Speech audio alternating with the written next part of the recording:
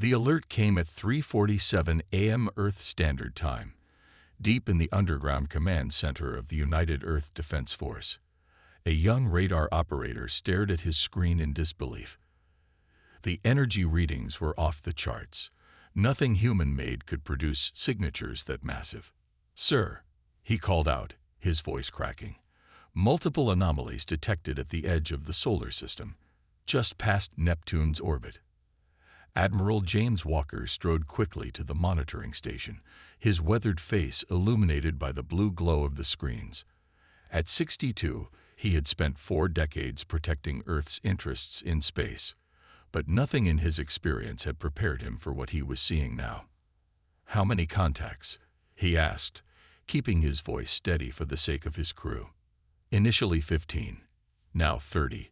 Sir, they keep appearing. The count is over 100 and still climbing." Walker's mind raced. Earth's total defense fleet numbered just 15 ships, a mere protective force for a planet that had never faced a real threat from space. They had always assumed first contact would be peaceful. After all, any civilization advanced enough for interstellar travel should be beyond petty warfare, or so the politicians had claimed. "Sound General Quarters," Walker ordered. "Get me a direct line to the World Council, and someone wake up every scientist who knows anything about those energy signatures."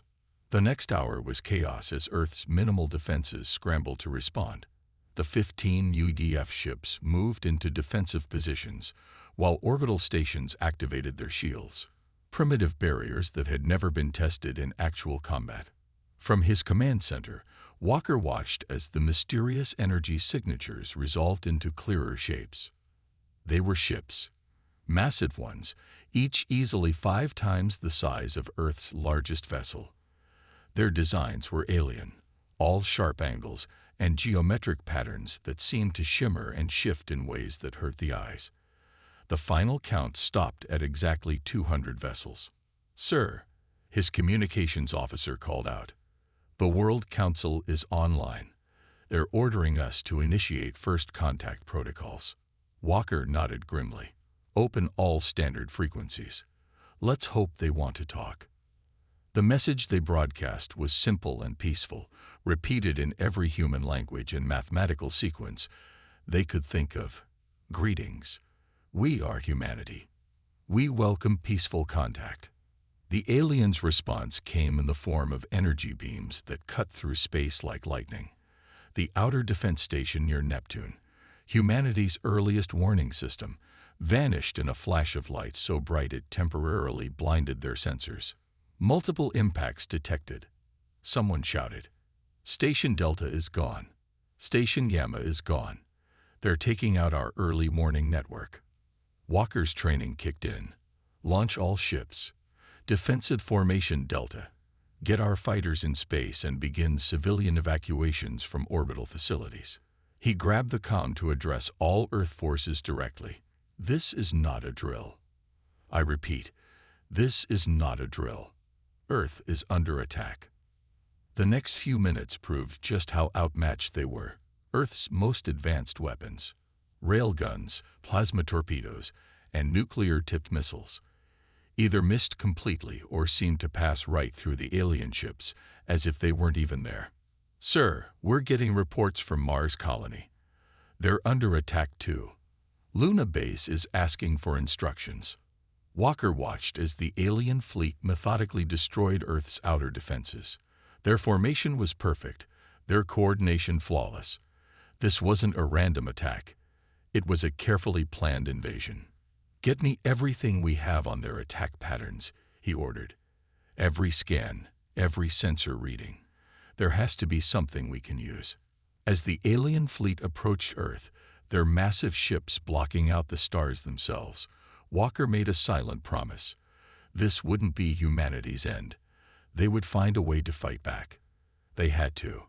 Because out there in the cold darkness of space, humanity had just learned a harsh truth.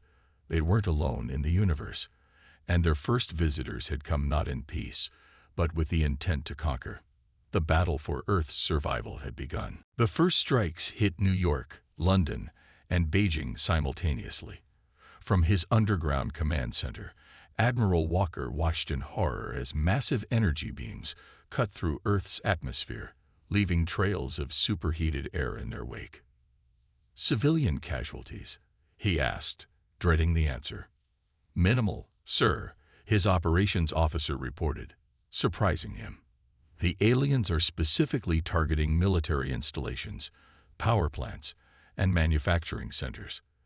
They're avoiding dense population areas." This wasn't random destruction. The aliens were following a plan, systematically dismantling Earth's ability to fight back.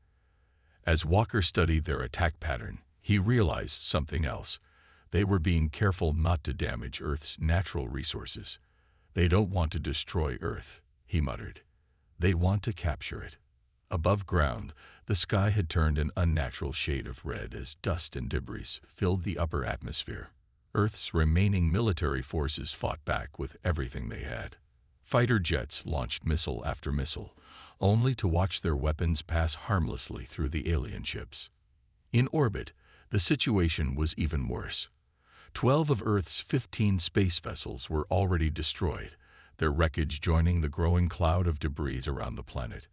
The surviving ships had retreated to the dark side of the moon, trying desperately to regroup. "Admiral," the radar operator's voice was urgent, "we're detecting energy buildups in the alien fleet. They're positioning themselves in a grid pattern around the planet." Walker's blood ran cold. He had seen enough tactical displays to recognize an invasion formation. "Get me the status of our underground facilities. How many people have we managed to evacuate?" The numbers came in. 40% of the military and scientific personnel had made it to the hardened bunkers deep beneath the Earth's surface. Along with them, they'd managed to save critical equipment and research data. It wasn't much, but it might be enough to give humanity a fighting chance. Then something unexpected happened. One of the alien ships, smaller than the others, broke formation and approached the moon. Instead of attacking, it broadcast a message, the first communication they'd received from the invaders. The message was simple, transmitted in perfect English. "Your resistance is unnecessary. Submit to our authority, and your species will be preserved as a labor force. Continue fighting, and we will be forced to take more aggressive measures." Walker's response was equally brief. "Go to hell." The alien ship rejoined its fleet, and the bombardment continued. But now they had learned something valuable. The aliens could understand them, which meant they had been studying Earth for some time before attacking. Deep in the bunker's science lab, Dr. Thomas Reed was making an even more important discovery. His team had been analyzing the sensor data from their failed attacks on the alien ships, and they'd found something strange. "Admiral, you need to see this," Reed said, pointing to his computer screen. "Look at these readings. When our weapons pass through their ships, they're not actually passing through. They're being redirected through some kind of quantum field." Walker stared at the complex data patterns. "Can you explain that in simple terms, Doctor?" "Their ships aren't actually where they appear to be. They're using quantum entanglement to project themselves slightly out of phase with normal space. That's why our weapons can't hit them.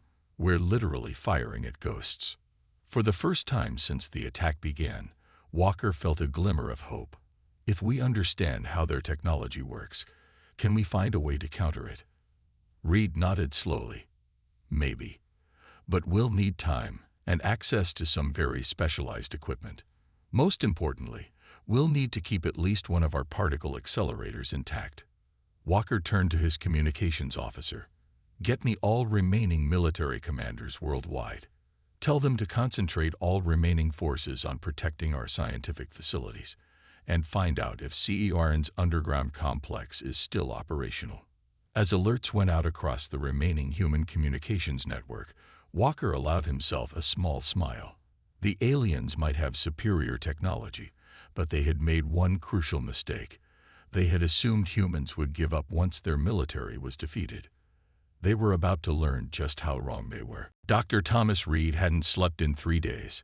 Empty coffee cups littered his workstation in the underground lab at CERN.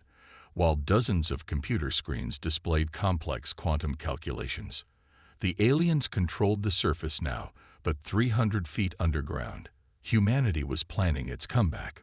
"Run it again," he told his team, rubbing his tired eyes. Something's not adding up in the energy readings. On the main screen, they replayed footage of an alien ship avoiding a direct hit from a nuclear missile. Reed watched frame by frame as the weapon passed through the vessel like it wasn't even there. But this time, he noticed something different. "Stop. Go back 10 frames. His fingers flew across the keyboard. "Look at the energy spike right before impact. It's not random. It's a pattern." The lab burst into activity as other scientists gathered around his station. They had been studying the alien ship's defensive capabilities for weeks, trying to understand how they seemed to ignore the laws of physics. "The quantum field doesn't just protect their ships," Reed explained, pointing to the data. "It's also what powers their weapons.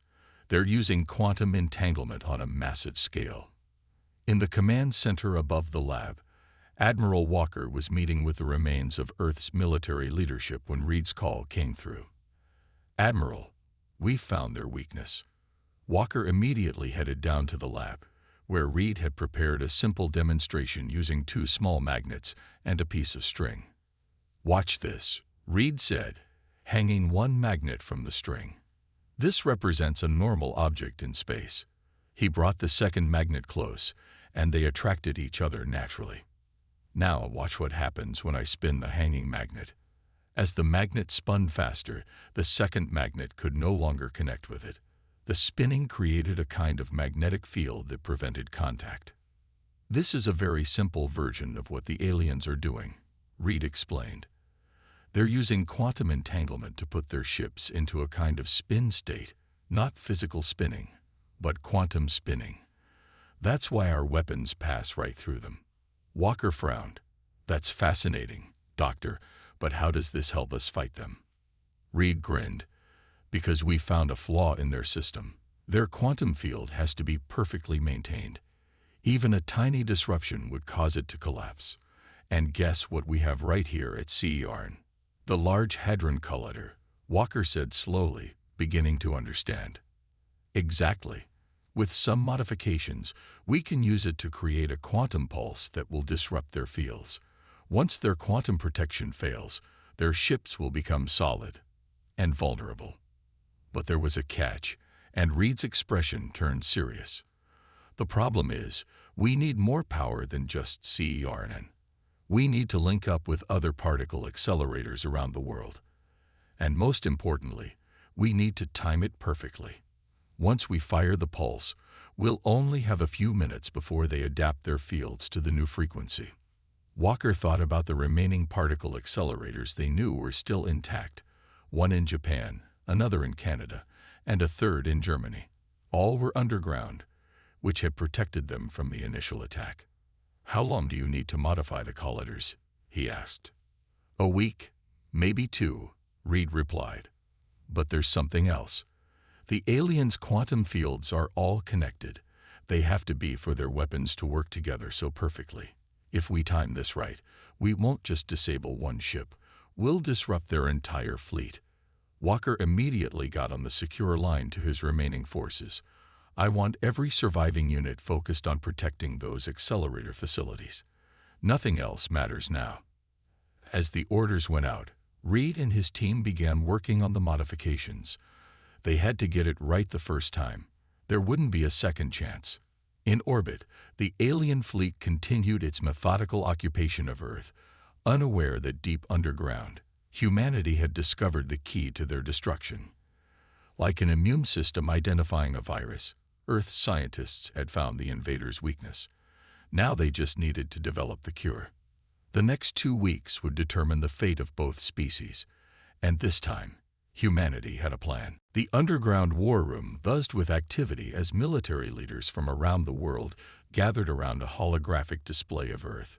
Red dots showed alien ship positions, while green markers indicated the 4 remaining particle accelerators they needed for their plan. Admiral Walker studied the display, his face illuminated by its blue glow.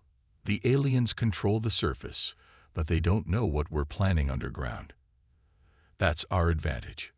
Dr. Reed pointed to each accelerator location: CERN in Switzerland, KEK in Japan, TURUMF in Canada, and DESY in Germany. We need all four to generate enough power for the quantum pulse. And if we lose even one? Someone asked. Then we fail, Reed replied simply. The pulse has to hit their entire fleet simultaneously, or they'll adapt their shields. General Robert Miller, commanding the remaining ground forces, stepped forward. My teams report increased alien activity around scientific facilities. They might suspect something. Then we need a distraction, Walker said.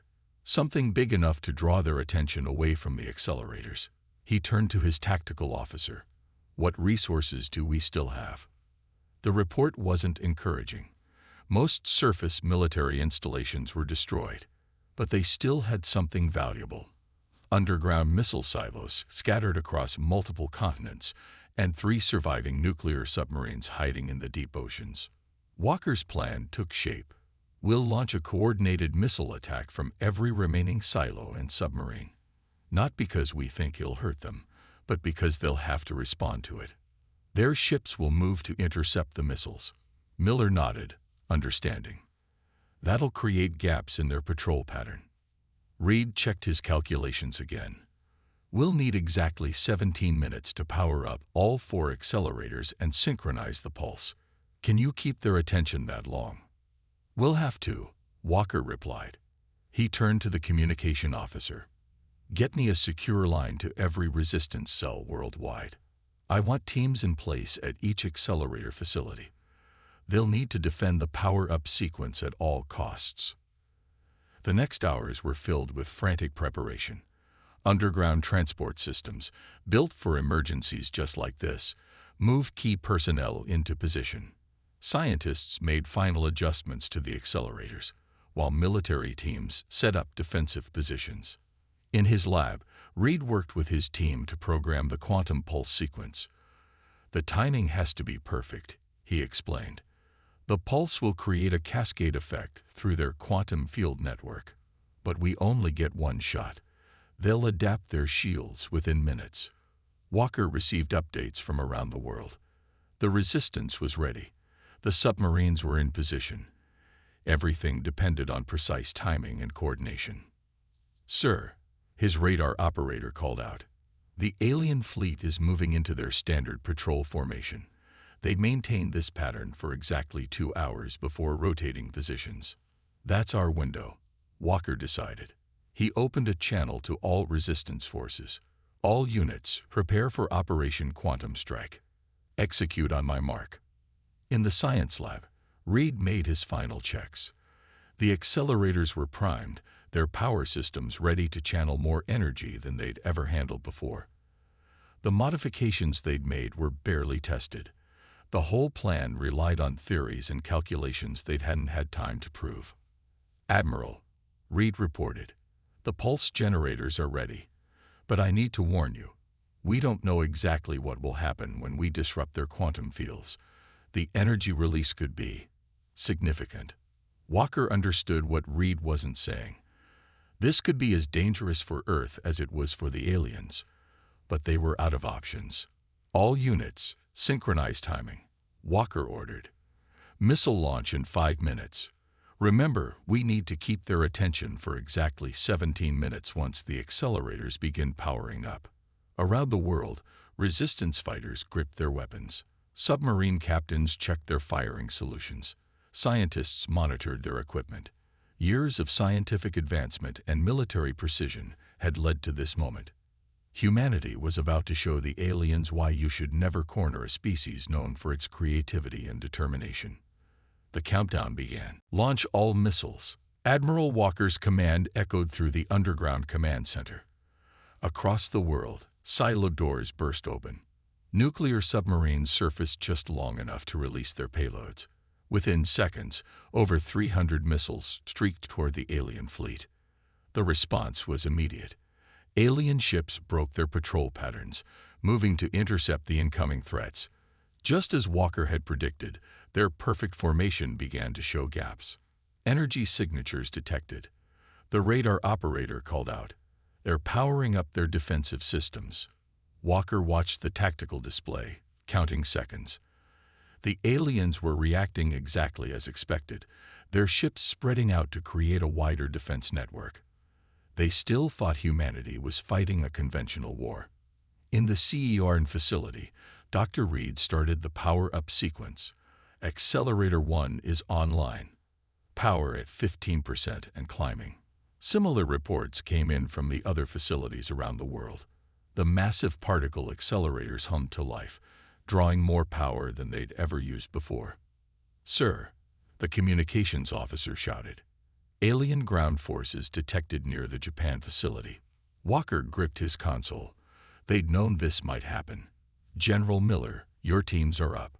Around each accelerator facility, hidden resistance fighters emerged from concealed positions. They weren't trying to win. They just needed to buy time. Armed with whatever weapons they'd managed to salvage, they engaged the alien ground forces. At the Japanese KEK facility, defenders used the underground tunnels to their advantage, setting up crossfires and ambush points. In Germany, resistance fighters drew alien forces into pre-prepared kill zones. The Canadians employed guerrilla tactics, striking and disappearing into underground bunkers. Power at 45%. Reed reported. 10 minutes to full charge. The alien fleet had destroyed most of the missiles now, but more kept coming. The submarines launched their second salvos, keeping the aliens focused on the space threat. But the invaders were starting to realize something was wrong. They're scanning for power signatures. The sensor operator warned. They're going to detect the accelerators. Activate the jammers. Walker ordered. Special devices, built in the weeks since the invasion, powered up around each facility. They wouldn't hide the power buildup completely, but they might confuse the alien sensors just long enough. Power at 75%. Reed's voice was tense. The containment fields are holding, but just barely. We're pushing these machines way beyond their design limits. In orbit, the alien fleet began to move with new purpose. They detected something, despite the jammers. Ships started descending toward the accelerator locations. "They're coming," Miller reported from the German facility. "We're taking heavy fire." Walker watched the tactical display, willing the power levels to climb faster. Everything depended on those 4 facilities staying operational for just a few more minutes. Power at 90%. Reed called out, beginning quantum pulse synchronization. The alien ships were getting closer. At the Canadian facility, the outer defenses had been breached. In Japan, resistance fighters were falling back to their last defensive positions. The German facility reported alien troops less than 100 meters from the main accelerator. 95%. Sweat ran down Reed's face as he monitored the power levels. The magnetic containment fields are at critical levels. Walker opened a channel to all facilities. "Whatever happens, hold those positions. We need 2 more minutes." Around the world, humanity made its stand. Resistance fighters held their ground against impossible odds. Scientists worked frantically to keep the overloaded accelerators from melting down. The remaining submarines launched their final missiles, drawing alien fire away from the surface for precious seconds. 98%. Reed's hands flew across his controls. Quantum field generators spinning up, beginning final sequence. The alien ships were now directly overhead. Their weapons powered up, ready to strike at the facilities their ground forces had discovered. Power at 100%. Reed shouted, "Quantum pulse ready." Walker took a deep breath. Everything they had left, every survivor, every weapon, every scrap of scientific knowledge, it all came down to this moment. "Now, Doctor, fire the pulse." Reed pressed the final command, and humanity's last hope surged through the accelerators. The world held its breath. The quantum pulse erupted from all 4 accelerators simultaneously, invisible to the human eye, but devastating to the aliens' quantum field network. For a split second, Nothing seemed to happen. Then the sky lit up. Energy surge detected. The sensor operator shouted. The pulse is cascading through their fleet. Through the command center's video feeds, Walker watched as the alien ships suddenly became solid, their quantum fields disrupted by the synchronized pulse. The vessels flickered like bad television signals, their seemingly invincible defense systems failing catastrophically. Multiple alien ships reporting critical failures. Someone called out. Their weapons are backfiring. The scene in orbit was chaos. Without their quantum fields, the aliens' own weapon systems turned deadly, not to their targets, but to themselves. Ships that had been firing on Earth's surface suddenly found their energy beams reflecting back at them, their own technology becoming their worst enemy. Dr. Reed stared at his readings in amazement. The cascade effect is even stronger than we predicted. Their linked quantum network is pulling more ships into the disruption. In low Earth orbit, alien vessels began to explode. Their quantum cores, no longer properly contained, released enormous bursts of energy. The chain reaction spread through their fleet like a virus, each explosion triggering more failures in nearby ships. Alien ground forces are retreating. General Miller reported from Germany. They're trying to return to their ships, but their transport systems are failing. The alien fleet, once so perfectly coordinated, was now in complete disarray. Ships collided with each other as their navigation systems failed. Some tried to jump to faster than light speed, but without their quantum fields properly aligned, they only managed to tear themselves apart. "Sir," the communications officer called out, "we're picking up alien distress signals. They're broadcasting on all frequencies." Walker allowed himself a grim smile. "What are they saying?" They're calling for help." And the officer paused, listening carefully. "They're trying to surrender." But it was too late for many of their ships. The quantum cascade had triggered a chain reaction that couldn't be stopped. Nearly half their fleet was already destroyed, and more ships were failing every second. In the science lab, Reed worked frantically at his computer. "Admiral, we need to act fast. When their ships explode, they're releasing quantum energy into space. If too many go at once." Walker understood immediately. They couldn't let the entire fleet be destroyed in Earth orbit. The energy release would devastate the planet's surface. "All surviving Earth forces," he broadcast, "target the alien ships that are still intact. Force them away from orbit. Push them back into deep space." Earth's remaining military assets sprang into action. The 3 surviving space vessels, which had been hiding behind the moon, now emerged to harry the weakened alien fleet. Ground-based rail guns, previously useless against the quantum fields, now found their marks. "It's working," Reed exclaimed. "The surviving alien ships are moving away from Earth. They're trying to get out of the cascade effect's range." The alien fleet, or what remained of it, began a chaotic retreat. Ships that could still maneuver were fleeing at maximum speed, abandoning their ground forces and damaged vessels. "Status report," Walker demanded. The tactical display told the story. Of the original 200 alien ships, over 100 were destroyed. 50 more were crippled or abandoning ship. The remaining vessels were in full retreat, their quantum technology now more a liability than an advantage. "Sir," Miller reported from the surface, "alien ground forces are surrendering en masse. Without support from their fleet, they're giving up." In the command center, exhausted staff began to cheer. But Walker and Reed exchanged knowing looks. They weren't finished yet. "Keep the accelerators running," Walker ordered. "We're not taking any chances until that fleet is completely out of our solar system." And somewhere in high orbit, surrounded by the debris of their devastated fleet, the alien commander was learning a harsh lesson. Sometimes the most dangerous opponent isn't the one with the biggest weapons, but the one who figures out how to turn your own strength against you. Humanity had won its first interstellar war. 3 months after the quantum pulse, Earth was a different place. Admiral Walker stood at the window of the newly rebuilt Space Command, watching as teams of human and captured alien workers repaired the damage to New York's skyline. Quite a view, isn't it? Dr. Reed joined him, holding 2 cups of coffee. He handed one to Walker. Hard to believe just 90 days ago, we were fighting for survival. Have you finished analyzing their ships? Walker asked, taking a sip.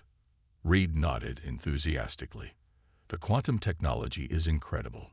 We've already reverse engineered their basic systems. But here's the interesting part. They didn't invent it. Walker turned to face him. What do you mean? According to the data we recovered, they found most of this technology in abandoned alien ruins. They didn't understand how it worked. They just copied it and used it. That's why they couldn't adapt when we disrupted their quantum fields. They didn't know enough about the science to counter our attack. Below them, a captured alien ship, now painted in Earth colors, landed smoothly in the rebuilt spaceport. The surviving aliens had proven surprisingly cooperative once defeated. Without their technology advantage, they weren't nearly as fearsome as they'd first appeared. What about the prisoners? Walker asked. Most of them have accepted our terms, Reed replied. They're sharing their technical knowledge in exchange for fair treatment. Some have even asked to stay on Earth. Apparently, their society was pretty rigid. All military discipline and strict hierarchies. They seem fascinated by human creativity. Walker smiled at the irony. The aliens had attacked Earth thinking humans were primitive, only to discover that understanding basic scientific principles was more valuable than blindly using advanced technology. Sir, a young officer rushed up to them. The World Council's meeting is about to start. They're waiting for your report on the Deep Space Defense Network. Walker nodded. Humanity wasn't taking any more chances. The new defense system, built using modified alien technology, would detect any approaching ships long before they reached Earth. More importantly, they now had the means to fight back. The quantum pulse generators are fully operational, Reed said as they walked to the meeting. We've installed them in stations around the solar system. If anyone else tries to attack with quantum technology, they'll be in for a nasty surprise. But the biggest changes weren't military. The alien invasion had united humanity in ways no one thought possible. Old enemies had fought side by side against the common threat. National borders meant less when everyone had faced extinction together. The World Council chamber was packed when they arrived.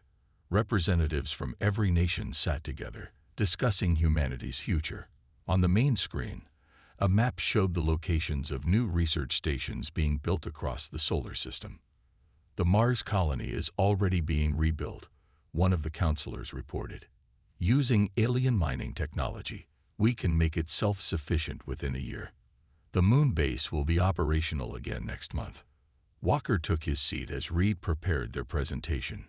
They had more than just defense plans to share. They had a vision for humanity's future. We've confirmed that the alien ruins they found are part of a larger network, Reed explained to the council. There are more abandoned sites out there, filled with advanced technology. The aliens were just the first to find them. We won't make their mistake of using technology we don't understand. We'll study it properly. The implications were clear. Humanity's first steps into the galaxy wouldn't be as conquerors or victims, but as explorers and scientists. They had learned both the danger of advanced technology and the value of understanding basic principles. As Walker looked around the room, he saw determination in every face. Earth had faced its first interstellar threat and survived, not through brute force, but through human ingenuity and cooperation. The aliens had come expecting an easy conquest. Instead, they had awakened a sleeping giant, a species that refused to give up, that turned defeat into opportunity, and that now looked to the stars not with fear, but with confidence. Humanity was ready for whatever the galaxy might throw at them next.